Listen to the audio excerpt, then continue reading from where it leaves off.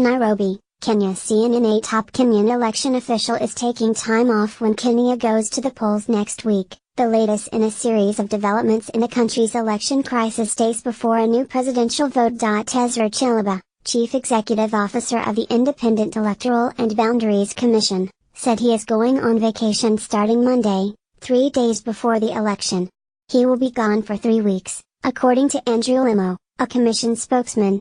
Chilaba has been under pressure from the opposition party, which demanded that he step down. It's the second presidential election in about 2 months.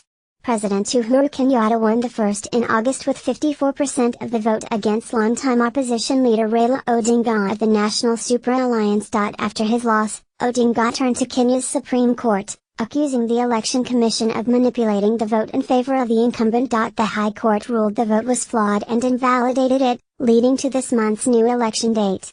Kenya remains on edge as campaigning has grown more heated and the frontrunners more defiant before the vote. Opposition supporters have clashed with police, and the government has banned demonstrations in certain areas. Wafula Chebukati, Kenya's Electoral Commission chief, warned Wednesday that he had no faith the country would deliver a free and fair presidential election.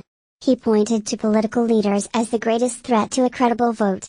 "I want to issue a stern warning to the players of both sides to stop intentions to interfere in the process," he said at a news conference. Shortly before Chebukati's comments, a senior member of the Electoral Commission, Rosalind Akombe, resigned over security fears and fled to New York. Akombe described the Electoral Commission as under siege and said it could not guarantee a credible election next week. Fellow commissioners had become increasingly partisan, she said, coming to meetings ready to vote along party lines. Odinga maintains he will not be part of the election, saying his coalition does not want to facilitate another rigging of elections.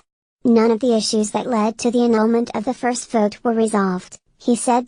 But the president has said the new election will be held in line with the Constitution and the Supreme Court's ruling, with or without Odinga.